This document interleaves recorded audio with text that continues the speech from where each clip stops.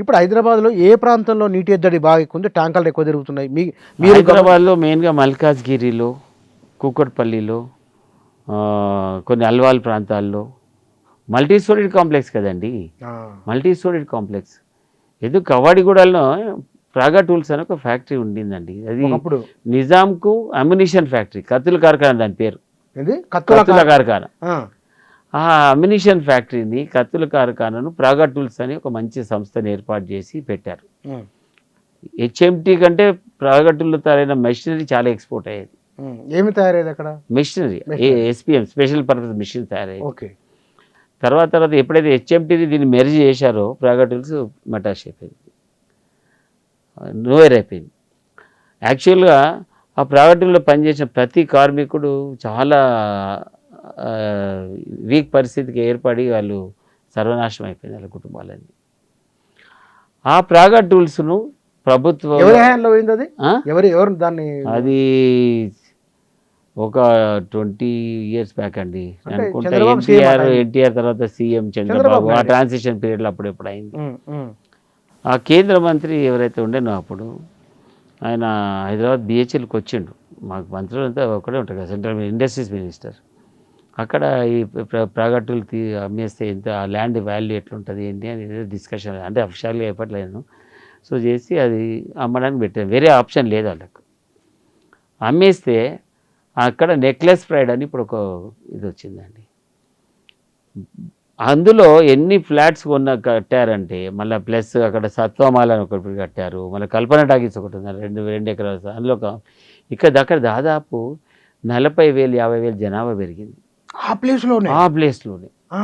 40,000-50,000 జనాభాకు నీళ్ళు ఎవడియాలి, ఎక్కడ రావాలి? ఆ కట్టిన ట్యాంకర్ సరిపోతుందా? కంటిన్యూస్ ట్యాంకర్లు రన్నింగే ఇప్పటికీ. ఇంకా కల్పనలు ఇనాగ్రేషన్ అవ్వలేదు, అక్కడ అన్నీ వస్తే ఏమవుతుంది? అలాంటి హైదరాబాద్లో ఎన్ని వేల కాంప్లెక్స్లు కట్టారు. రోడ్లు కొంచెం ఇంప్రూవ్ అయ్యాయి. ఇప్పుడు ఎవరన్నా ఫారెన్ నుండి వస్తే ఒక 10-15 ఏళ్ళ తర్వాత హైదరాబాద్కి వస్తే పర్సన్ అయిపోతారు, అదే క్యా హైదరాబాద్. యాక్చువల్గా ఉంటుంది, మాది కూడా ఓల్డ్ సిటీ. హైదరాబాద్ మీకు up to Mehdipatnam old city. Secunderabad అంతా ఓల్డ్ సిటీ అయిపోయింది, ఇప్పుడు ఓల్డ్ సిటీ అయిపోయింది. సో ఆ రోజులు బ్రహ్మాండమైన రోజులు ఉంటాయి. హుసేన్ సాగర్ నీళ్ళు మేము తాగాం, హుసేన్ సాగర్లో చేపలు తిన్నాం, ఈత కొట్టేవాళ్ళం అప్పుడు. హుసేన్ సాగర్ ఎంత బ్రహ్మాండంగా ఉండేది. ఇప్పుడు ఏముందండి, హుసేన్ సాగర్ మీరు అందులో పోతే స్కిన్ డిసీజ్ వస్తుంది. ఈత కొట్టిన దాంట్లో ఈత కొట్టినా నీళ్ళు తాగు. సిటీకి నీళ్ళు వచ్చేది డ్రింకింగ్ వాటర్ లేదు. డ్రింకింగ్ వాటర్ అంతకుముందు వచ్చేది, మా ముందు 2 జనరేషన్ల ముందు. డ్రింకింగ్ వాటర్ కోసము 10 మీటర్ల డెప్త్తోని అంత పెద్ద హుసేన్ సాగర్ని కట్టించారు.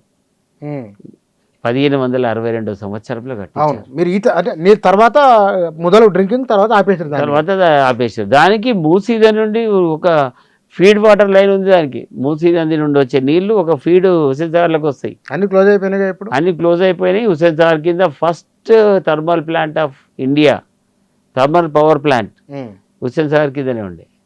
22-23 మెగావాట్ల పవర్ తయారు చేసేవాళ్ళు. అందులో పనిచేసిన వాళ్ళు మా బిహెచ్ఎల్లో బాయిలర్ హౌస్ రన్ చేశారు, శ్రీనివాస్ అని వాళ్ళిద్దరు ఎంప్లాయీస్. ఆ ఎంప్లాయీస్ అది ప్రాజెక్ట్ పోయిన తర్వాత బిహెచ్ఎల్లో ఉద్యోగులుగా చేరి వాళ్ళు ఎంతో బ్యూటిఫుల్గా రన్ చేశారు. సో అనేది ఏంటంటే, Hussain Sagar was such a good design. ఆ హుసేన్ సాగర్ ఎందుకు పెట్టారు? హుసేన్ సాగర్ అనే ఒక సూఫీ సన్యాసి ఆధ్వర్యంలో అది కట్టబడింది, డిజైన్ చేయబడింది. అందుకే ఆయన హైదరాబాదు చుట్టుపక్కల మొత్తం హైదరాబాదులో ఉన్న చెరువులు, హుసేన్ సాగర్, అటు గండిపేట, ఆ 2 సరస్సులు, ఇక్కడ సిటీ మధ్యలో 3 సరస్సులు. వీటి కారణంగా అప్పట్లో తాగునీటి సమస్య లేదు. కానీ ఇక్కడ మనం 80s, 90s నీళ్ళ ట్యాంకర్లు గుద్దుకొని చనిపోయే వాళ్ళు జనాలు. అవును, నీళ్ళు లేవు. చాలా బస్తీలు కొత్తగా ఏర్పడ్డాయి, చాలా మైగ్రేషన్ ఎక్కువ జరిగింది. ఇప్పుడు కూడా ఇప్పుడు ఇంకా మైగ్రేషన్ వస్తూ ఉంది. ఒకటి ఏంటంటే, హైదరాబాద్ మంచి ప్లేస్ ఫర్ లివింగ్ ఎనీబడి. ఒక లాంగ్వేజే అవసరం లేదు, ఏం అవసరం లేదు. హైదరాబాద్ బతకాలంటే కష్టపడేటోడు కావాలి. కాకపోతే ఇక్కడ ఒక్క దుర్మార్గమైన పని ఏమవుతుంది, లోకల్గా ఉన్న టెక్నీషియన్స్, టెక్నోక్రాట్స్, లేబరు బాగా తాగుడుకి అలవాటు పడ్డారు. అది దేశమంతా సమస్య, దాని కారణంగా ప్రాబ్లం వస్తుంది. దేశమంతా సంపద క్రియేట్ అవుతున్నది, ఇక్కడ కష్టపడుతున్నారు, కానీ అది కూడా ప్రాబ్లం. సార్, ఇక ఈ డ్రింకింగ్ వాటర్ విషయంలో మీరు విస్తృతంగా పనిచేస్తున్నారు కాబట్టి ప్రభుత్వానికి నిర్దిష్టంగా ఏమైనా సూచన చేస్తారా? ప్రభుత్వము పాలసీస్ చేయాలండి. ముందు మీకు చెప్పాను, ఎల్వి సుబ్రహ్మణ్యం గారు ఉన్నప్పుడు మీ ఇంట్లో ఇంకుడు గుంత డిజైన్లో చూపిస్తేనే మేము పర్మిషన్ ఇస్తామని పెట్టారు అప్పుడు మున్సిపల్ వాళ్ళు.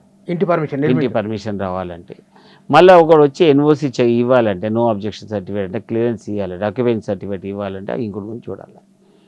ఈ బిల్డర్స్ వీళ్ళందరూ ఏం చేయడం మొదలెట్టారంటే, ఈవెన్ ఇండివిజువల్ హౌస్ ఓనర్స్ కూడా లాస్ట్కు బిల్డింగ్ కట్టగా మిగిలిపోయిన రాళ్ళు రప్పలు చిన్న చిన్న అవి ఇటుక అన్నీ కలిపి అది చూసి ఇదే ఇంకుడు గుంత అని చూపిస్తుండ్రు, వీడు సర్టిఫికేట్ ఇస్తుండు, వచ్చినోడు హ్యాపీ, వాడు ఏదో ప్రాసనం అయిపోయింది ఊరికే చూపించడానికి. రియల్ ఇంకుడు గుంత 100లో 2-3 కూడా కట్టట్లేదు. అది ప్రాబ్లం. నేను ఎన్ని కాంప్లెక్స్కి వెళ్తా చాలా చూపించమంటే వాళ్ళ దగ్గర ఏముండదు. ఒక 5-6% వరకు మంచిగానే చేస్తూ ఉన్నారు, కానీ దాన్ని మెయింటైన్ చేసేవాళ్ళు లేరు. ప్రభుత్వ పరంగా ప్రతి సంవత్సరము మీరు ఇంకుడు గుంతను కట్టి దాన్ని మెయింటెనెన్స్ చేయండి. 1% మీరు కట్టే పన్నులు పట్టుకోండి, 5.5% పట్టుకోండి, కానీ అది వీడియో తీసి పెట్టండి.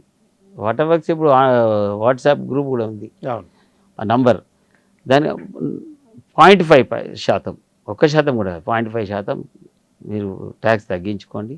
ఆల్రెడీ ట్యాక్స్ కట్టడానికి 10% మేము రిబేట్ ఇస్తున్నారు. ఏప్రిల్ మాసంలో మీరు పన్ను కడితే 10%. ఈ ఇంకుడు గుంత కూడా చేయండి. ఎవరు మెయింటైన్ చేయట్లా, వాటర్ ఇంకట్లా ఊరికే వచ్చి పొర్లిపోతుంది. సో అదొకటి చేయాలి. ఇప్పుడు మన ముఖ్యమంత్రి గారు చేసిన వాటర్ స్టోరేజ్ అండర్ రోడ్స్, ఆ ప్రాజెక్ట్ కూడా మంచి ప్రాజెక్టే.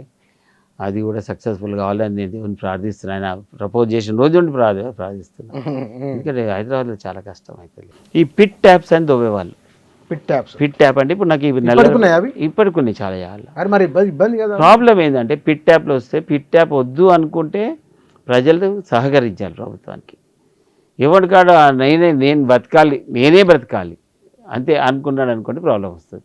వాడు పిట్ ట్యాప్ దోవుతాడు, ఆ నల్లని కట్ చేస్తాడు, గుంత ఆ గుంతలో నీళ్ళు పట్టుకుంటాడు. నీళ్ళు హౌస్ లాగా కడతారు, కొద్దిగా హౌస్ లాగా కట్టని వాళ్ళు కూడా ఉన్నారు, నేను చూశాను. మట్టితో గుంత తోవి అందులో బిందె పెట్టి పట్టుకునే వాళ్ళు.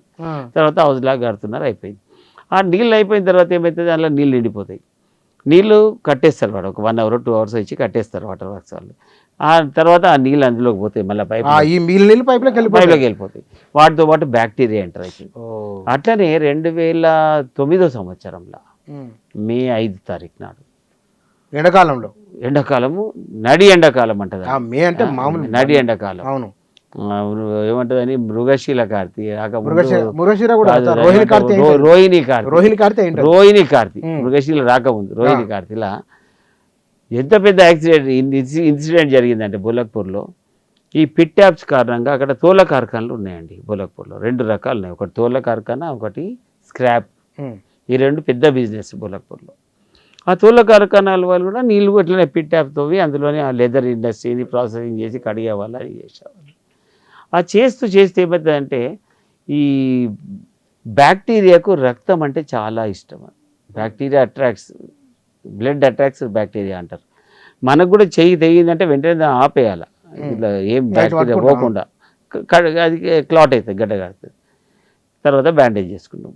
ఆ తోల కార్ఖానలో కడిగేసరికి ఆ రక్తం అవన్నీ వచ్చి బ్యాక్టీరియా అంతా ఇక్కడ వచ్చి మన కంటికి కనపడదు బ్యాక్టీరియా. ఈ నీళ్ళు కట్టేయగానే ఈ బ్యాక్టీరియా రక్తంతో సహా ఆ పైపుల్లో తిరిగి మళ్ళీ అదే రీసర్క్యులేట్ అయ్యాయి. ఒకరోజు మే 5 తారీఖు నాడు 2009 సంవత్సరం పెద్ద ఇన్సిడెంట్ అయ్యి 14 మంది చనిపోయారు, 500-600 మంది హాస్పిటల్ పాలు. ఉమ్మడి రాష్ట్రంలో సీఎం వైఎస్ఆర్ కదా. హైదరాబాద్ నడిబొడ్డు, సెంట్రల్ హైదరాబాద్, బోలక్పూర్, ముషీరాబాద్ దగ్గర